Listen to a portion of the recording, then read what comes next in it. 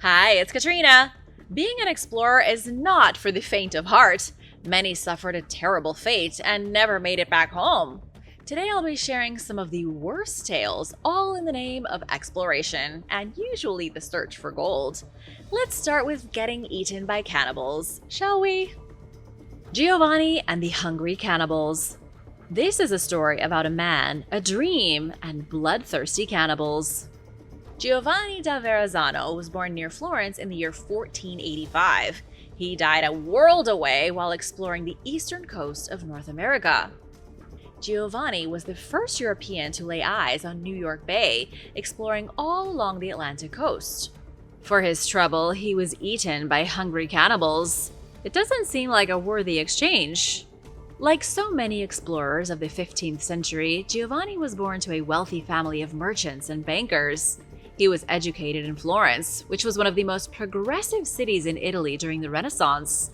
He started his travels young, touring Egypt and Syria. Then, at the start of the 16th century, Giovanni moved to France and turned his attention to distant lands. France wanted to find an easy route to China. All the colonial powers at the start of the 16th century wanted an easier way to reach China so they could make more money. In 1523, Giovanni convinced King Francois I to give him control over the first official voyage to North America. His dream was coming to life. And what is life without a dream? Giovanni reached Newfoundland on the east coast of Canada but ran out of supplies and returned to France. But first, he went ashore, kidnapped a young indigenous boy, and returned to his ship.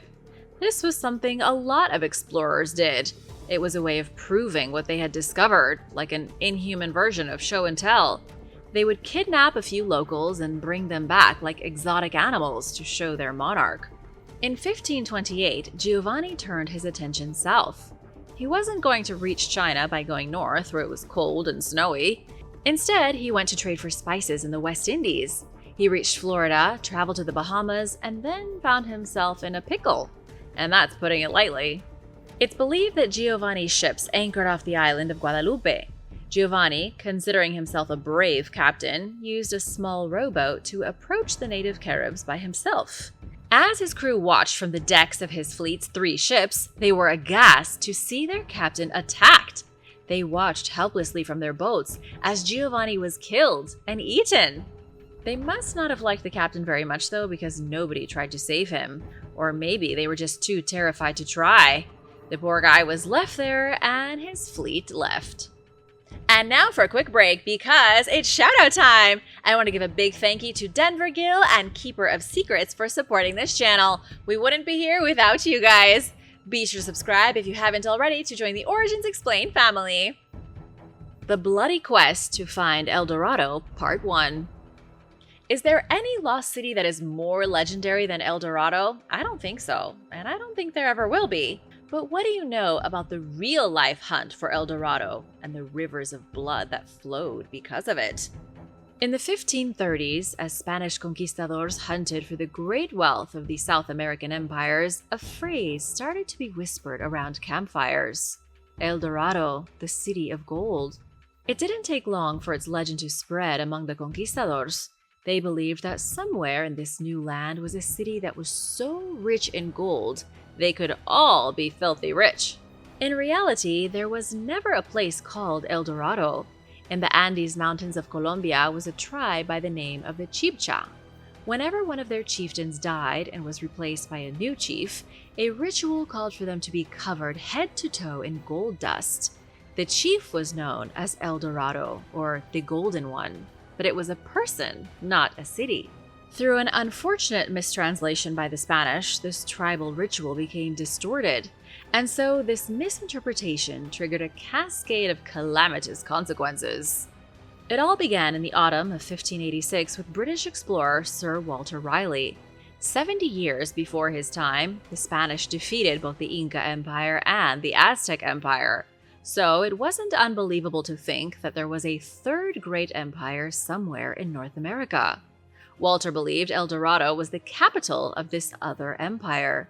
He heard from conquistador Don Antonio de Berrio that it was located somewhere in the Guiana highlands.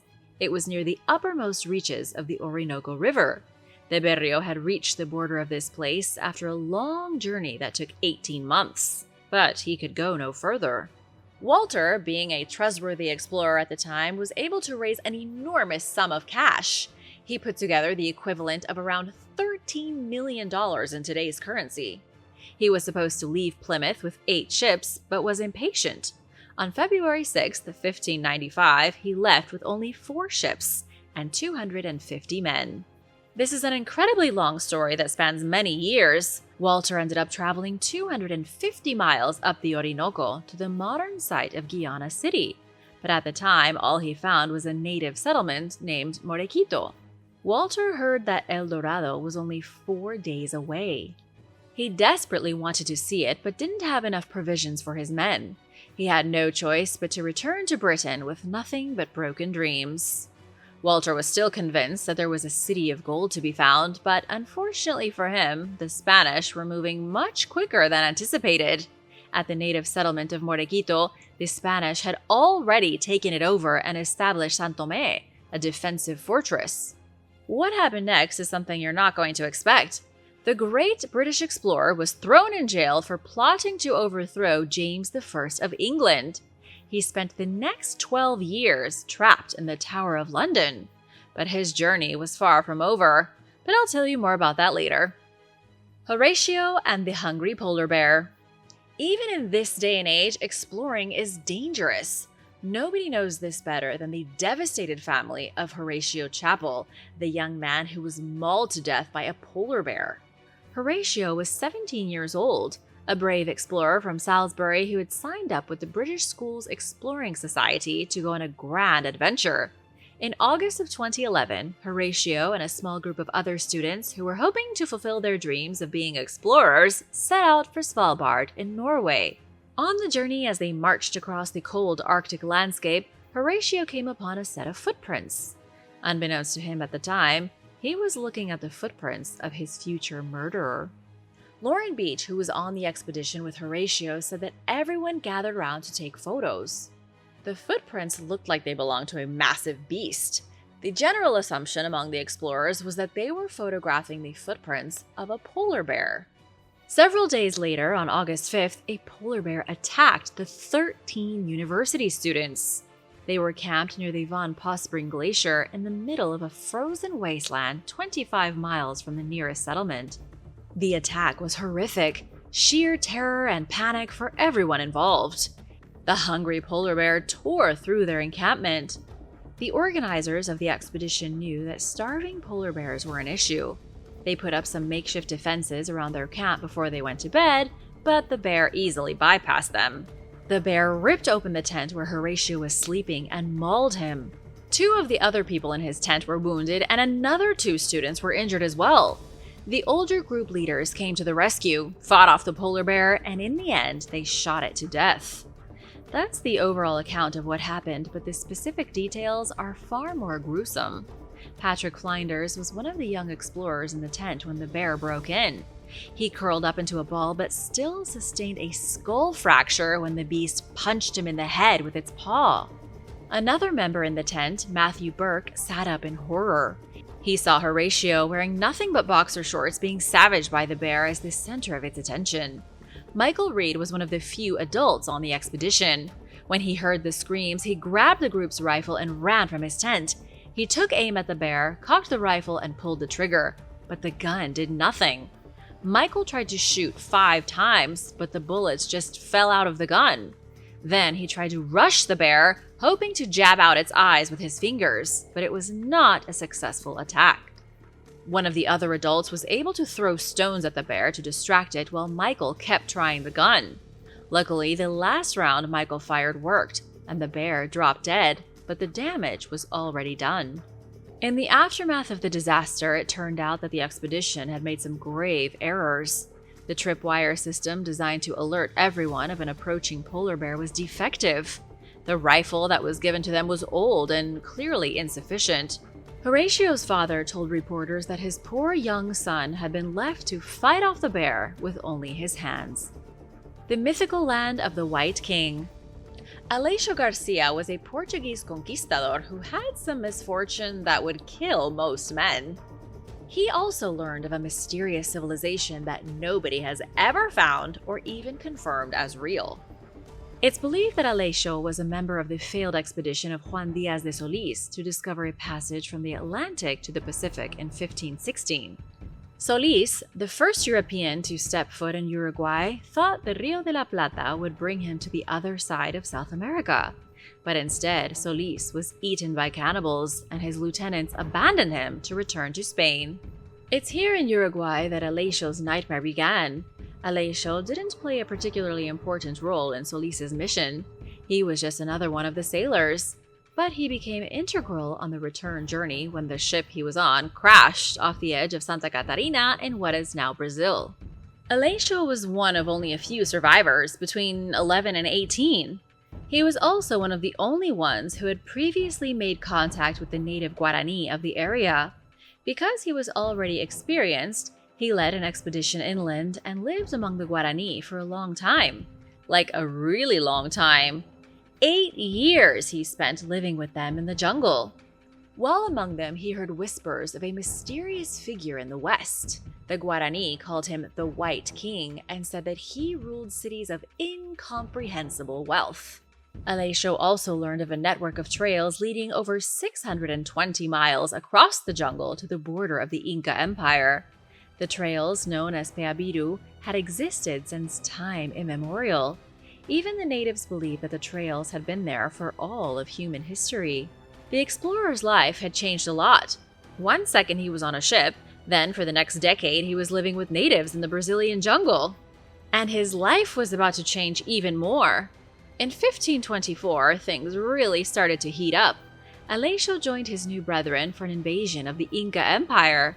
The Guarani had done it before, following the mysterious trails through the jungle to raid the Andean homeland of the Inca, and now they had a handful of conquistadors to help them. The group marched west in the direction of the White King's domain.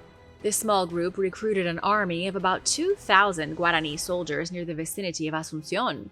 When they reached the Gran Chaco of Bolivia, they carefully avoided conflict with the warlike Mbaya. Then Aleixo became the first European to breach the border of the Inca Empire. What started as a desperate castaway situation had become a pivotal point in human history. While Aleixo and his small army were climbing into the Andes, the Inca had no idea that European people even existed. Aleixo reached Tarabuco and pillaged everything in sight.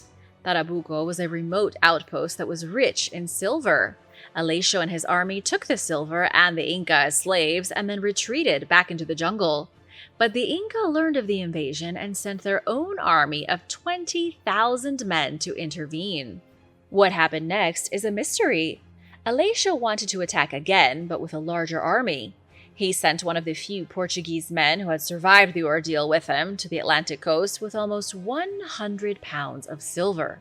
The silver was to prove that he had found something of worth. Aleixo was hoping for reinforcements from anyone who would help continue the invasion of the Inca lands. But he would never go on another invasion. Aleixo waited with the Guarani and was killed in 1525. The people who had taken him in for 8 years and allowed him to join their invasion murdered him for unknown reasons. But they did spare his son, who was the first Paraguayan mestizo in history. Mestizo is the Spanish term for a person of European and indigenous ancestry, so that means that he had a son with a local woman. As for the White King, that was probably just a reference to Inca Emperor Atahualpa. He ruled from 1502 to 1533, suffering the same fate as Aleixo when he was captured by the Spanish. Jaume Ferrer and Africa's River of Gold. South America wasn't the only place where early explorers believed that gold could be found in abundance. In the 14th century, Jaume Ferrer went in search of the legendary River of Gold. It's one of the most mysterious quests in history. Nobody knows who exactly Jaume was or what became of his expedition. The only thing anyone knows for sure about Jaume is that he came from the city of Palma in Mallorca. Mallorca is part of Spain, the largest of the Balearic Islands. He set out from his homeland in 1346 and sailed along the West African coast, but there is no indication of what happened. There are only two sources of information on the expedition. One is a note in the Catalan Atlas of 1375, a medieval world map, and it simply says what I already told you. Then there's a bit of information that was found in the secret archives of the Republic of Genoa in 1802. It's this second bit of information that makes Jaume's trip so exciting. The note once again reiterates that he left in search of a river of gold in 1346 with a single vessel. Only this note claims that he was never heard from again. He had supposedly learned of a river that was so rich in gold that people who lived on its shore could scoop up gold like they were picking up rocks. It's believed that in reality, Jaume was searching for the Senegal River. Early traders along the trans-Saharan merchant routes spoke of the river like it was a mythical being. They said that it flowed into the heart of the Mali Empire, which was and is still true. The Senegal River is real, and so was the Mali Empire. There isn't even speculation over what happened to Jaume. He had one boat and a small crew, but big dreams. Perhaps he found the river, or maybe his boat sank before he even reached its opening. Or maybe he was stranded in Africa, living out the rest of his life. Or perhaps he was murdered. The possibilities are endless. What do you think happened to Jaume Ferrer? Let me know your theories in the comments. The Bloody Quest for El Dorado, Part 2. Walter Raleigh was released from the Tower of London in 1616 and was authorized by King James to return to South America. What a whirlwind that must have been! First, you're a famous explorer traveling the world. Then you're arrested and put in prison, and then shoved onto a boat and sent to South America to find a lost city of gold, which you were already trying to do in the first place. The aging adventurer sailed from Plymouth in June of 1617 with 14 ships. He was also accompanied by his son, Wat, who was 22 years old. On the way from England to South America, 42 men died. But that was only the beginning. When they finally reached their destination with the mouth of the Great Orinoco open before them, Walter was too sick to go any further. After all those years of searching, he was finally close to El Dorado, but he was too sick to lead the expedition. So his men went on without him. On December 10th, a fleet of 5 ships and 400 men went up the Orinoco River. 2 of the ships were destroyed before they even got going. It took almost a month for them to reach the Spanish fortress of San Tomé, and then they were ambushed. The Spanish soldiers set upon them with fury. Remember that the British and the Spanish were enemies. The Brits stormed the town shortly after midnight. Walter's own son led the charge, only to take a musket ball to the throat. Wat Riley and 4 other men died in the attack, and the Spanish ran off into the jungle. Now the leader was Lawrence Camus. After the disaster of their arrival at the Spanish fortress, he ordered a handful of men to venture forth and look for the city. A small group traveled upriver with enough food for 4 days. But they didn't come back for 3 weeks. When they did return, they had no information about anything. They didn't find any Spanish mines or any lost cities. They said they had gone at least 300 miles into the interior and saw nothing. And that was it. The search for El Dorado was done. After 29 days of occupying the Spanish town, the English left. Behind them, the Spanish burned it to the ground.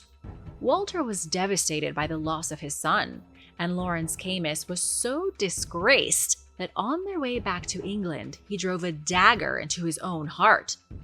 When Walter Riley got back to England, guess what happened? That's right, straight to jail. He was imprisoned and executed. It was an epic failure, but 400 years later, the legend of El Dorado lives on. Maybe it really does exist somewhere, but nobody has ever been able to find it. Death on Oak Island. There is a memorial stone on what is considered to be the most mysterious island in Canada. The memorial is a reminder of those who lost their lives while searching for the lost treasure of Oak Island. Here is a picture of it by Robert Hill. As you can see, the first name engraved upon the stone is Unknown, dated 1861. There are 5 other names on the stone, the next being Maynard Kaiser in 1897. The other names belong to a quartet of men who died on August 17, 1965. This is their story. In 1938, Irwin Hamilton arrived on Oak Island with big dreams. People had already been hunting for treasure on the island for a century. He started drilling in 1939 and came across two spectacular things. 190 feet deep in what's known as the Money Pit, Irwin found rocks and gravel. So, big whoop, right? Well, yes, because the rocks and gravel were foreign to the small island off the coast of Nova Scotia. They had been put inside the pit intentionally by someone unknown. The other thing Irwin found was a layer of limestone that was riddled with oak splinters. He believed that underneath the limestone was a layer of wood, and underneath the wood would be the treasure that everyone had been searching for. Unfortunately, though, Irwin reached an impasse and could go no further. Just like all those who came before him, the dream crumbled to ashes in his hands. But just what is so special about Oak Island? That's the interesting part. Nobody really knows. Starting in the 18th century, stories started to spread of a buried treasure somewhere on the island. One rumor was that legendary pirate Captain Kidd buried a treasure worth millions of dollars on the island. This led to excavations, which led to deaths. Daniel McGinnis was the first one to start digging in 1799. 2 feet beneath the surface, he found a layer of flagstones. And for each subsequent 10 feet that he dug, he found an oak platform. Clearly, he was on the right trail. Something was definitely buried at the bottom of the pit. But the dilemma came at 60 feet deep. The pit flooded, and workers tried to dig a second tunnel to reach the original shaft, but that one flooded too. By this point, Daniel was long dead, and it was almost the 20th century. Different companies kept showing up to dig. They managed to get the hole to about 86 feet deep, but it flooded and just kept on flooding. In between the floods, though, random objects kept being discovered. Excavators found coconut fiber, which has no business being in Nova Scotia. And in 1896, a tiny fragment of sheepskin parchment was found with 2 letters written in Indian ink. The next year came the death of Maynard Kaiser by accidental fall. What a way to go while searching for treasure. Pretty much everything's trying to kill you. The current consensus is that the pit is flooding due to a series of traps. Whoever dug the pit and stashed their treasure underneath created an elaborate drainage system to ensure that nobody would ever find it. Many experts have attributed the drainage system to the Knights Templar, who may have hidden the Holy Grail or the Ark of the Covenant on the island. It feels a little too complicated for a rogue pirate who just wanted to hide a bit of booty. 1959 was when the Restall family arrived on Oak Island. They didn't last very long, with their ending being the greatest tragedy yet. On August 17, 1965, Robert Restall inhaled hydrogen sulfide fumes and passed out. He fell into the money pit. Then his son, Robert Jr., went into the pit after him and also passed out. When Cyril Hiltz and Andy DeMont saw the 2 Roberts at the bottom of the hole, they attempted to save them and also lost consciousness. All 4 men died at the bottom of the money pit. To this day, people are still on Oak Island searching for the treasure. But does it even exist? Well, that's the mystery. What do you think? Should people still keep digging in the money pit? Let me know in the comments below. Philip von Hutton. Let's take a look at a 16th century explorer from a different part of Europe. His name is Philip von Hutton, a German conquistador who met a bizarre and unfortunate end. Philip spent the early years of his life in the court of Holy Roman Emperor Charles V, who also happened to be the King of Spain. In 1535, Philip joined a band of 600 travelers and sailed to Venezuela. Venezuela had already been discovered and was considered to be part of the Holy Roman Empire. It had been given as a province to the Welser banking family, and you did not want to mess with the banking families of Europe in the 16th century. There was very little actual banking going on and much more power grabbing and conquering new lands. Philip's duty was to exploit the new province of Venezuela in the interest of the Welser family. His party landed in Coro and they began an expedition into the unexplored parts of the interior. As a matter of fact, they went in search of El Dorado, but they didn't obsess over it, with the journey ending surprisingly quickly. Then, from 1536 until 1538, Philip traveled all the way to almost the equator, and by 1540, Philip became the official governor of Venezuela. But he didn't want to sit around governing his tiny empire. The German went in search of adventure with a force of about 150 men on horseback. The group started dropping like flies until there were only 40 men left, and that was when he was ambushed by a large number of Omagua warriors.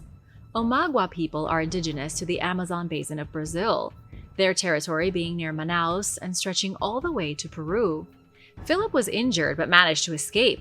The incredible part of this story is that the adventurer didn't meet his end at the hands of the people whose land he was stealing. Just wait until you see how he ended up in the grave.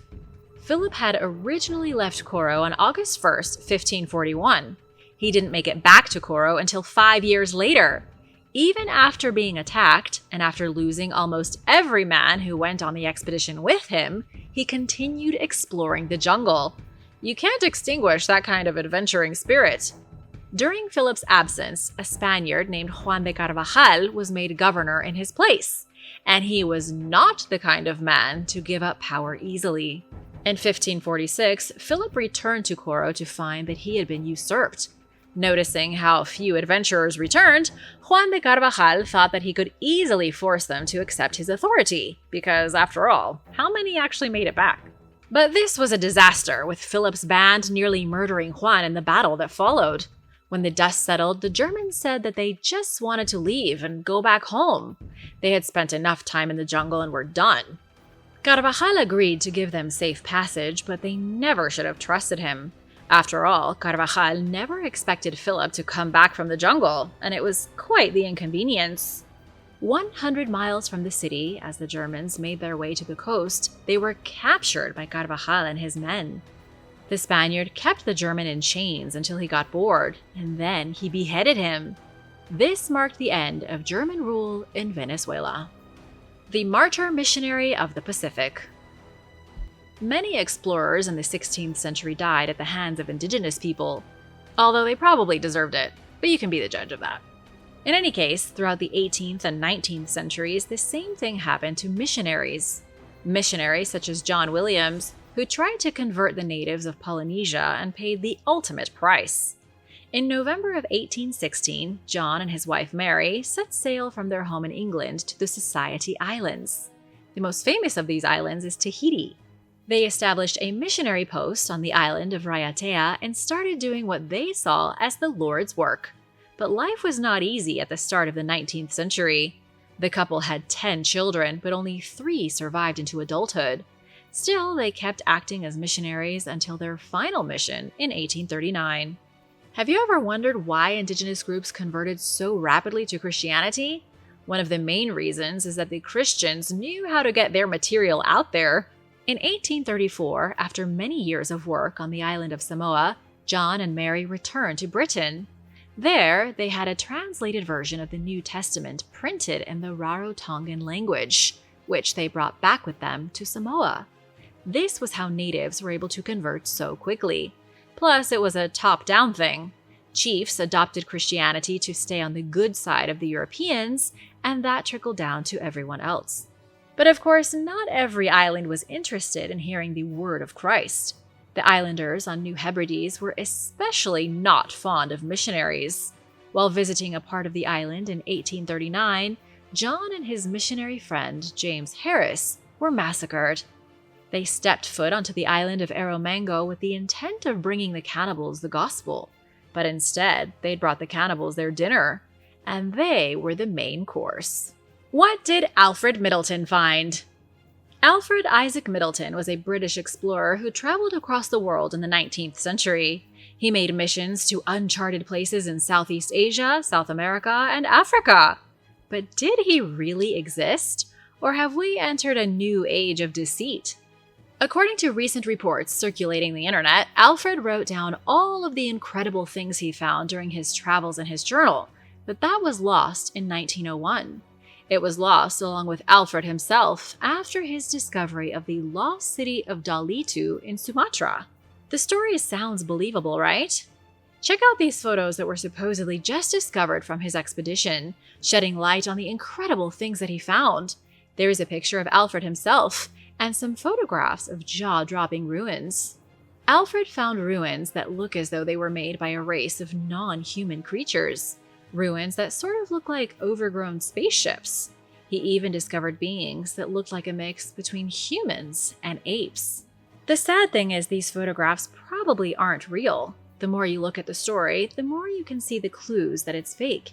His name, for example, Alfred Isaac Middleton, or A.I. Middleton for short. This city of Dalitu also sounds fake.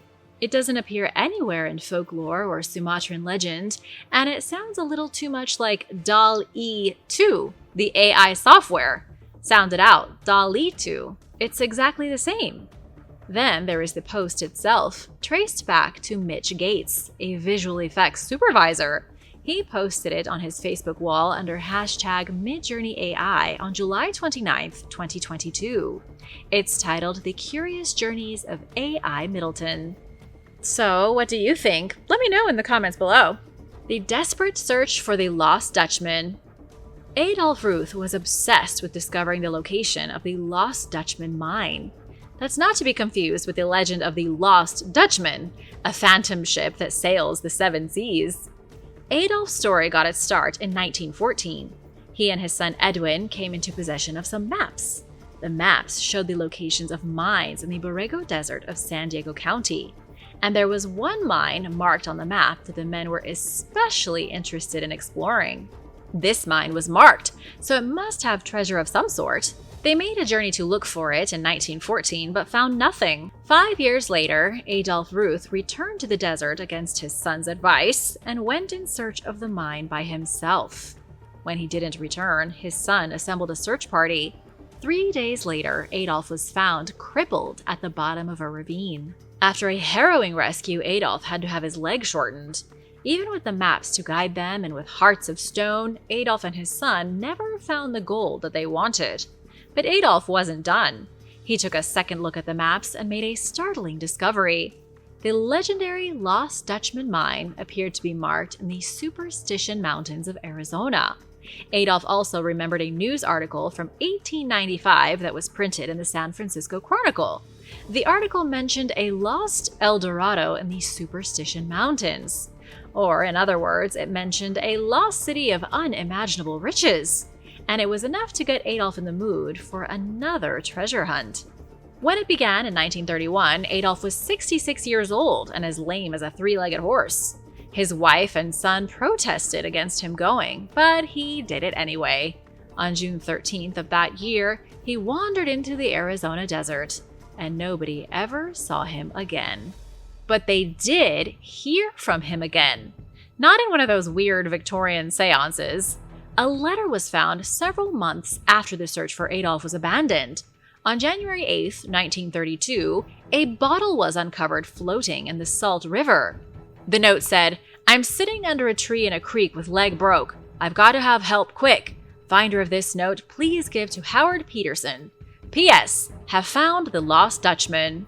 But the legendary mine, said to be filled to the brim with gold, has still never been discovered.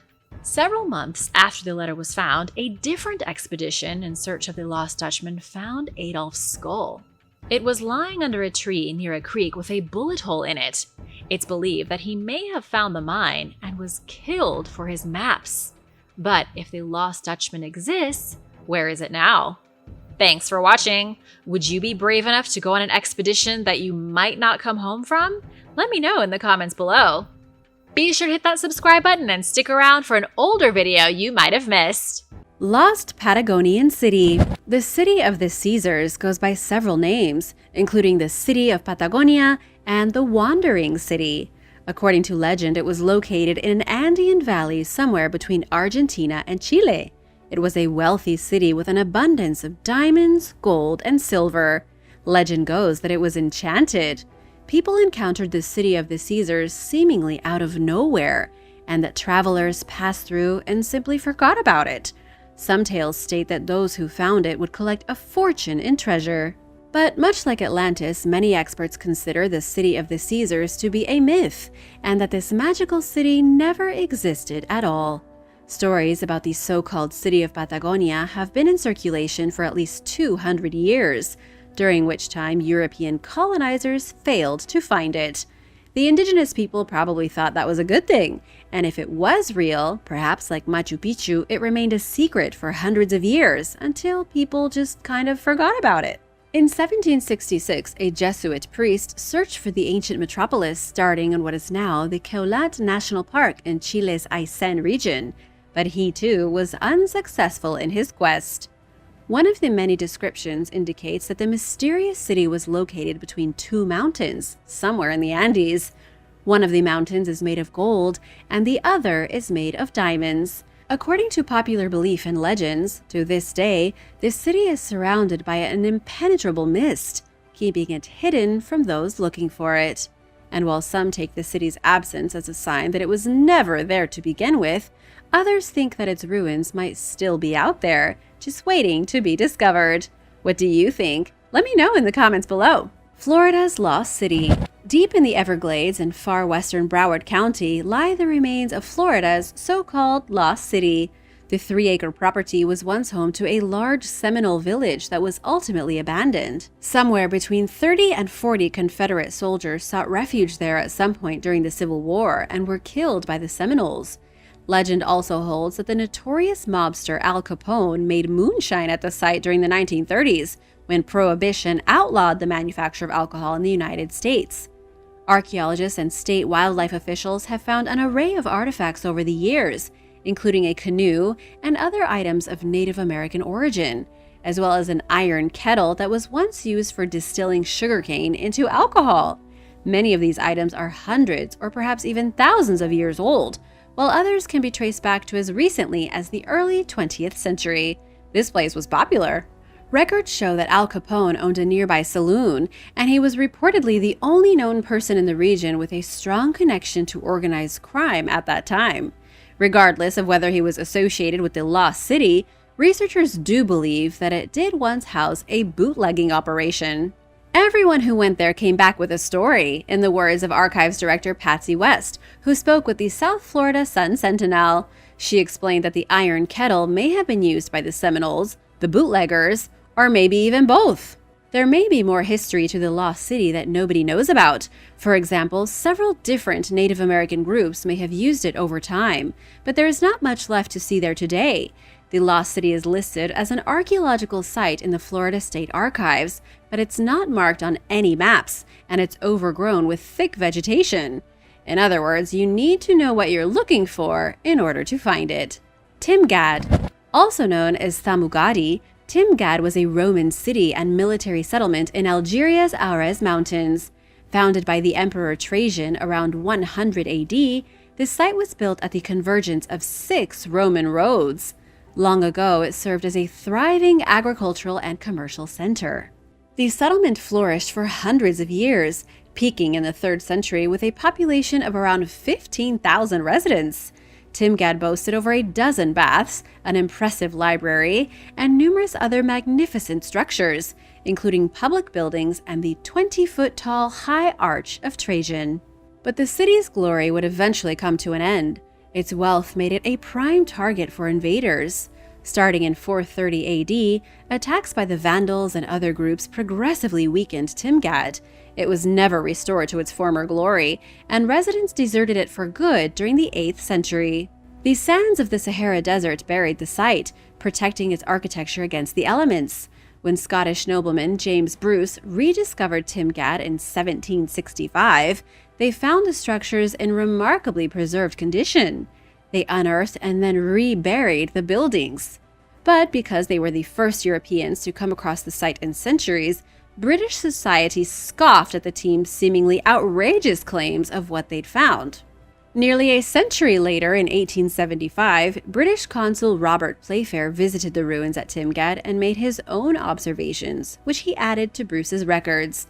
The French excavated the site from 1881 to 1960, and it remains shockingly intact today, representing some of the best preserved ruins of the Roman world. It has colorful mosaics, and the streets are filled with visible ruts left behind by ancient traffic. Stabiae. The famous ancient cities of Pompeii and Herculaneum were just two of several settlements that were buried in ash when Mount Vesuvius erupted in 79 AD. 10 years earlier, during what's known as the Social War, another ancient city that sat in the volcano's shadow was destroyed. It was known as Stabiae. According to the writings of Pliny the Elder, only a single farmhouse was left standing. Luxurious villas offering panoramic views were built on top of the ruins, but their use was short-lived. Just a decade later, Vesuvius erupted, entombing the upscale homes in volcanic debris. Archaeologists rediscovered Stabiae during the mid-18th century, at around the same time they found Pompeii. They chose to focus on the latter and reburied Stabiae for safekeeping, perhaps with plans to return and investigate at a later point in time. But the site was once again forgotten. Nobody paid attention to it again until the 1950s, when a local high school principal went looking for it. He found Stabiae, and it quickly became apparent that the ancient city was far more important than experts originally thought. Dating as far back as the 7th century BC, it served as a bustling commercial center. Stabiae's population peaked centuries later, in the 10 years leading up to the catastrophic eruption. So far, excavations have uncovered several magnificent villas, as well as beautiful frescoes, sculptures, and other breathtaking architectural features. The ancient city is just one example of an overlooked archaeological gem that experts are finally getting around to exploring. A lost kingdom of ancient Turkey. Some of the most exciting archaeological discoveries are made by ordinary people. Take, for example, a farmer in southern Turkey who stumbled upon a large, partially submerged stone in an irrigation canal on his property. Known as a stele, it contained mysterious inscriptions. He notified authorities of the find in 2019, several months later. Experts examined it and noticed that the stone's hieroglyphs are in Luwian, an Indo-European language native to Turkey. It was common in the region during the Bronze and Iron Ages.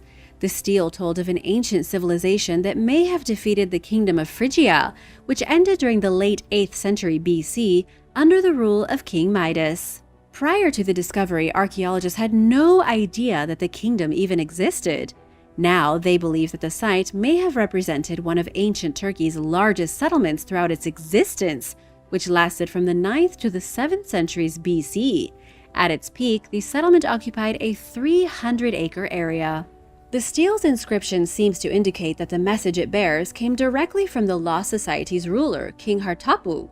Researchers don't yet know what the civilization called itself. They are actively working to learn what they can by excavating what they believe was its capital. So far, they have found at least one other inscription that mentions King Hartapu, but the details about who he was and his significance as a leader remains kind of vague. Have you ever discovered something cool hidden or buried on your property? Let me know in the comments below. And now for number 4, but first want to give a big thank you to Sean Aitchison and daughter Emily and Kalina Alton. Thanks so much for watching and supporting Origins Explained. Be sure to subscribe if you haven't already to join the Origins Explained family. Mississippian settlements. The Mississippians were a Native American group that once thrived throughout much of what is now the United States. Between roughly 800 and 1600 AD, they operated a vast, loosely interconnected trade network of urban settlements and satellite villages. It stretched as far west as the Rocky Mountains, all the way east to the Atlantic Ocean, north to the Great Lakes, and south to the Gulf of Mexico. Mississippian architecture varied by region, but many of these sites contained common features, including large earthen platform mounds. They were tied to a common culture and belief system that centered around ritual game playing. The Mississippians' way of life originated in the Mississippi River Valley. Their largest city and religious center, known as Cahokia, was located in modern-day southern Illinois. They had a complex social structure that led to a level of inequality that was not usually seen among Native American groups. The civilization peaked between 1200 and 1400 and then fell into decline. Many of Cahokia's residents fled amid increasing warfare and political turmoil. By the year 1500, most factions of Mississippian society had dispersed. Those that remained were in severe distress. By the time Europeans and Native Americans came into contact for the first time, very few settlements still existed. Several modern indigenous groups are thought to descend from the Mississippians, including the Alabama, Appalachee, Chickasaw, Choctaw, Natchez, Osage, and Seminole, just to name a few. But the physical remains of the culture are scarce, with just a handful of ruins remaining today. What's left of Cahokia represents one of the few surviving Mississippian settlements. During its heyday around 1050 AD, it was home to as many as 30,000 people. Trich. Stories have long claimed that a city called Trich was once the largest medieval settlement in Wales, but it only existed in legend. That is until 2005, when a toll booth worker named Stuart Wilson used his life savings to buy a 4.6-acre plot of land where he thought it could be found. It took him 12 years of digging and hundreds of volunteers, as well as over 6 figures in additional costs beyond the price of the land. But Wilson finally hit pay dirt when he and his helpers uncovered the remains of 8 13th century buildings. They include a manor with a moat, a round stone tower, and several outbuildings, which once ran alongside the city's market. Trich functioned as an iron production center for an influential family of Norman lords known as the De Clares, according to Wilson, who spoke with the BBC in 2016. At its height, the city was home to around 10,000 residents, making it rather sizable at the time, when London's population numbered around 40,000. Wilson also pointed out that Trich expanded rapidly, growing from nothing to its peak within 25 years. Evidence indicates that the settlement was destroyed during a Welsh rebellion in 1296. It was rebuilt, but most of the buildings at the site appear to have fallen into ruin by the 15th century. Trich was abandoned entirely by 1650, shortly after the English Civil War ended. The Guancha People. In early 2020, a group of amateur archaeologists discovered the remains of 62 adults and 10 newborns on Gran Canaria in Spain's Canary Islands. Using a drone, they located the bodies in a difficult-to-access ravine, situated roughly 75 feet down a series of cliffs. Concerned that the site was at risk of being vandalized, they notified local authorities. Professional archaeologists confirmed the discovery, dating the bones back to sometime between the 8th and 10th centuries. The remains belong to members of an Aboriginal group called the Guancha culture. The team also found burial shrouds made from animal skins and vegetable fibers at the site. Researchers believe that the Guancha people migrated to the Canary Islands around 1000 BC, and that they were ethnically and culturally absorbed by Spanish settlers who arrived during the 14th century. There are some 1,200 known archaeological sites on Gran Canaria alone, but this one is unique for containing infant remains. These and other findings suggest that the island's indigenous inhabitants were all buried in the same manner. But where did the Guancha people originally come from? A few years ago, DNA revealed that they migrated to the Canary Islands from North America, and evidence suggests that they lived a typical Stone Age hunter-gatherer lifestyle. Despite these findings, the Guancha culture remains largely a mystery. It appears as though they lived in caves and got by with very few tools, and experts believe that they may have had some basic knowledge of farming and pottery. They also suspect that the Guancha built several pyramids throughout the island of Tenerife, but this has yet to be proven. AAS Kala. The AAS Kala archaeological site in northern Uzbekistan is home to 3 kalas, or mountain fortresses, which represent some of the last known remnants of the Khwarezm Shah dynasty. This lost civilization existed from the 4th century BC to the 7th century AD, and flourished for roughly 1,000 years before it was abandoned. Located at the edge of the Kizilkum Desert near the Amu Darya River, the Kalas at AAS Kala were the dynasty's most remote and rugged structures. Each fortress is unique. There are no signs of any permanent homes near the first Kala, indicating that the site may have been used for housing military members in temporary dwellings, such as reed huts or tents. AAS Kala II is a feudal fortress dating back between the 6th and 8th centuries, and AAS Kala III was a fortified garrison that was used during the 1st and 2nd centuries. Very little is known about the mysterious culture that built the Kalas, which were abandoned during the 7th century and may have been briefly re-inhabited by another group during the 13th century. Lost Jungle City. In a Central American forest, archaeologists have discovered a lost city slowly becoming one with the jungle. What's truly amazing about this city isn't its ruined buildings or its mysterious past. It's the fact that researchers found it to be home to animals previously thought extinct. The mysterious ruins were found in Honduras, in La Mosquitia forest close to the border of Nicaragua. This is one of the largest, densest, and least explored rainforests anywhere in the world. But scientists didn't even take an interest until 2013, when a team of archaeologists started looking for ruins. They used light detection and ranging mapping technologies to scan the floor of the jungle. The scans showed a massive ancient city buried underneath trees and vegetation. Nobody knows who built the city or where the ancient people went. But archaeologists believe it could very well be the legendary city of the monkey god, spoken of in local legends but abandoned for centuries. It's a complete mystery, with almost no progress being made to identify the builders of this lost place. But in 2017, something else happened.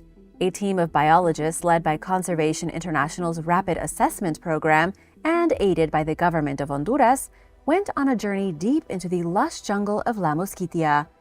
Not only were there mysterious, nameless ruins from some long-lost culture, there were also animals. The researchers identified 20 new species never seen before. They also found 3 species of animals believed to have gone extinct from Honduras. They found the pale-faced bat, the false coral snake, and a tiger beetle. This part of the rainforest is now frequently patrolled by the Honduran military in an effort to preserve the area.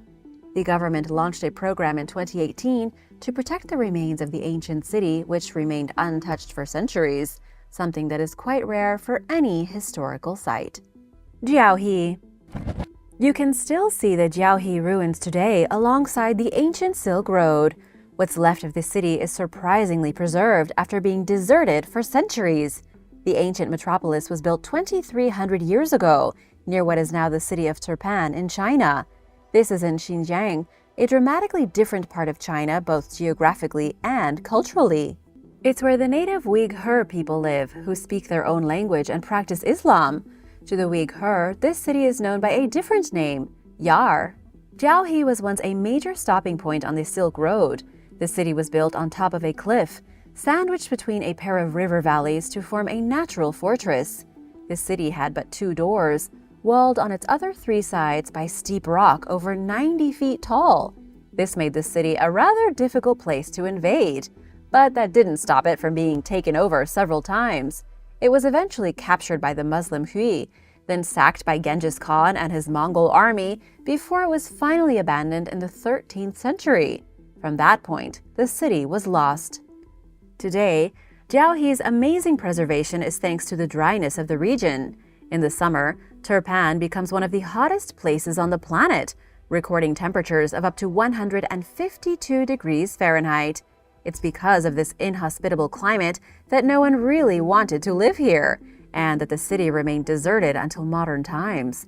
But its walls are still standing, its streets and side avenues still walkable, and there are still houses and temples thousands of years old to be explored.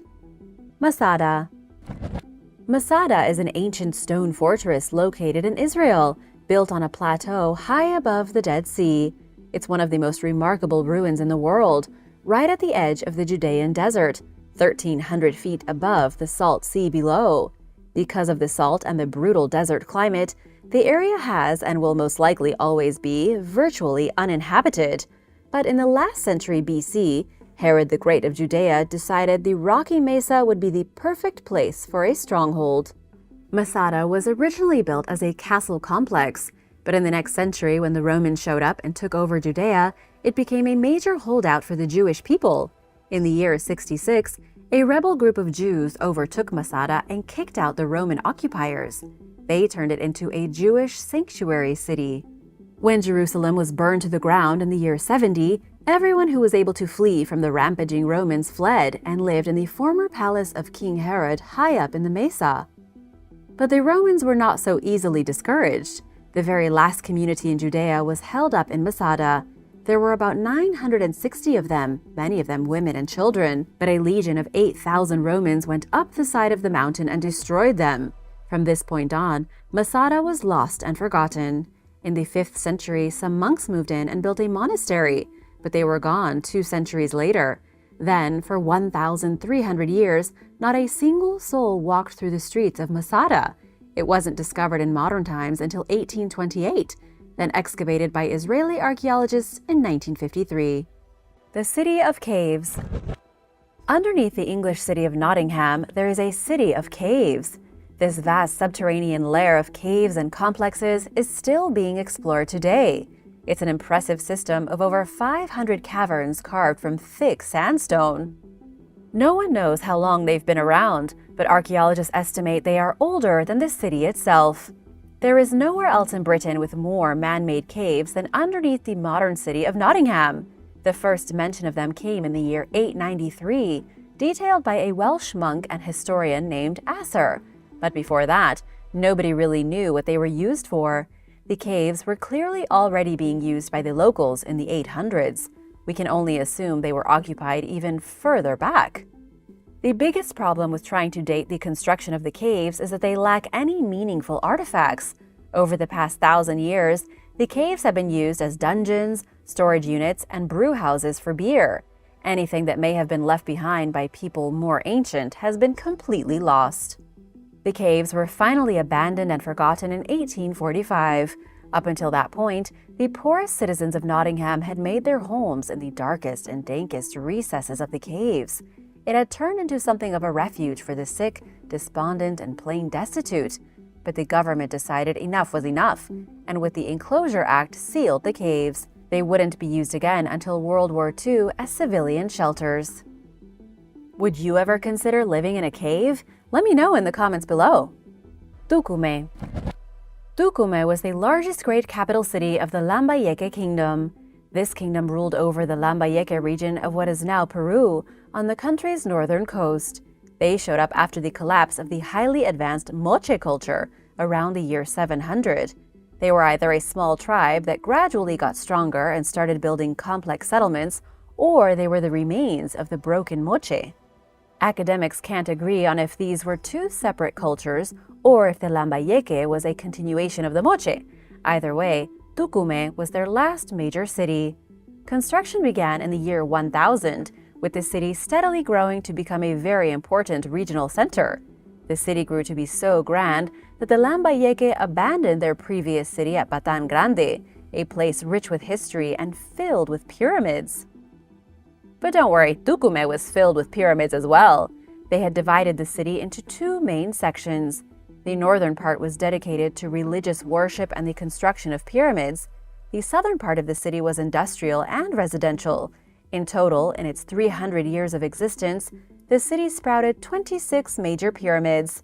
Yes, this was quite some time after Egypt had already built their pyramids, but 26 is still a pretty impressive number. Sadly, these people and their city were wiped out with the arrival of the Chimu culture in 1375. The Inca came after that in 1470, and the Spanish conquistadors in 1532. By the time the 1600s rolled around, Tukum and the memory of the Lambayeque kingdom were long gone. Axum. The lost city of Axum in Ethiopia was once the seat of the powerful Axumite Empire. This kingdom reached its height in the first millennium as a serious powerhouse in East Africa. The city was the center of ancient Ethiopia, which you may already know is considered one of the oldest inhabited places in Africa. At the same time Rome was conquering Europe and Persia was running wild in Arabia, the Axumite Empire was cementing its power in Eastern Africa. They had ties to these other civilizations. They controlled all the trade going through the Red Sea, and they became wildly wealthy through the ivory trade with Sudan. These days, there is very little left of Axum. The ruins of the city cover a massive area, complete with monolithic obelisks, royal tombs, and ruined palaces from the 6th century. In fact, the largest standing obelisk here is nearly 70 feet tall. It's about the size of a 9-story building. The largest obelisk any ancient human ever tried to erect is here as well, about 100 feet tall, but it's lying on its side. Archaeologists think it was probably destroyed when they tried to make the thing stand upright. The Axumite Empire fell in the 10th century. The kingdom's importance began to decline, their power waned, and people started leaving the city in huge numbers. Eventually, the Ethiopian Empire was no more, and Axum was a ghost town. Old Kanzorsk. Old Kanzorsk is an abandoned cave city in the country of Armenia. Well, it's less of a city and more of a village. It can be found on the steep slopes of Khor Dzor, over 4,500 feet above sea level.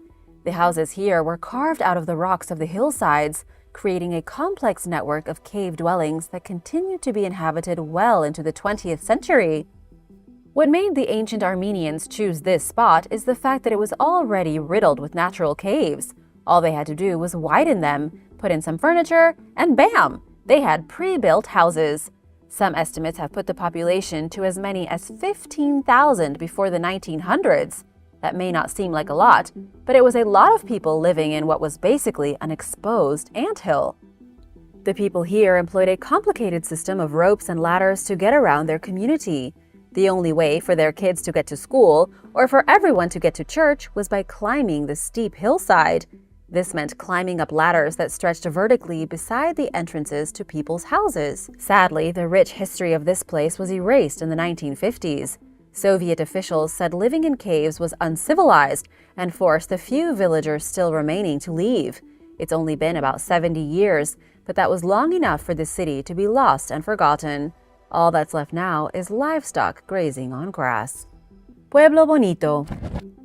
Pueblo Bonito in the Chaco Canyon region of New Mexico is one of the greatest lost cities anywhere in North America. The city was built by the ancestral Puebloan people, also known as the Anasazi. Construction lasted about 300 years, between 850 and 1150, but about 150 years after the city was completed, it was deserted. What remains today is a cluster of rectangular rooms and a large hub, what archaeologists call a great house. They didn't build their homes separately with little yards and picket fences. They built all their houses on top of one another and piled against each other in a huge conglomeration like a high-rise honeycomb. Now here's what's really strange about Pueblo Bonito. Archaeologists have found very little evidence of domestic activity. These were obviously houses, although there were definitely ritual chambers for communal activities too, like feasting. But throughout all the ruins, almost no personal artifacts have been found. There have been a few things uncovered, like incense burners, marine shell trumpets, and copper bells. Macao skeletons have been found in tombs. Clearly, this was a complex society. And yet this scant evidence has made it almost impossible for archaeologists to tell much about their social organization. All we know is that something happened near the end of the 13th century, and Pueblo Bonito, as well as the rest of the Chaco Canyon, was abandoned. Lost City of the King of the Gods. For the first time in history, the lost city of Mahendra Parvata has been found hiding in the jungles of Cambodia. That's a bit of a mouthful, so you can call the city by its other name, the City of the King of the Gods. From what we know, thanks to historical records, the city was built in the 9th century as the first capital of the powerful Khmer Empire. You undoubtedly know of the Khmer's last capital, Angkor Wat, the biggest temple complex in the world. The Khmer ruled pretty much all of Southeast Asia from between the 9th and 15th centuries. They're one of the least talked about great powers of the Old World, yet had a reign longer than Rome and controlled nearly as much land. Not quite as much, but still a lot. They conquered much of Laos, Thailand, Cambodia, and Vietnam. Because of the historical records, archaeologists have always known the city existed, but nobody has ever been able to find it because of the rough terrain in Cambodia. Plus, the Khmer Rouge dictatorship of 1975 to 1979 put down so many landmines in the area it was impossible to get through. The lost city has only now been found thanks to laser scans identifying the temples and palaces still hidden underneath the canopy of the jungle. El Dorado. A group of explorers believe they may have solved the mystery of the lost city of El Dorado. The explorers were searching for ancient and abandoned towns deep in the jungles of Colombia when they found 6 cities located in the mountains. Albert Lin and his team of experts, all backed by National Geographic, used scanning methods to look for flat plots of land. They found 6 of them, most at heights of around 4,000 feet up the side of mountains. Albert then took his team by foot into the jungle with a military escort, at which point they discovered the remains of a mysterious lost civilization. They didn't actually find ruins, just scraps of pottery.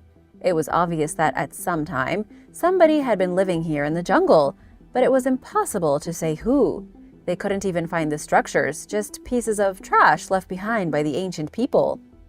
Sadly, there is no way to know if El Dorado, the legendary city of gold, really is somewhere in Colombia, but as we can now see, there was definitely a large community of people hiding in the vast mountain forests, and yet with all our technology, their cities still remain lost.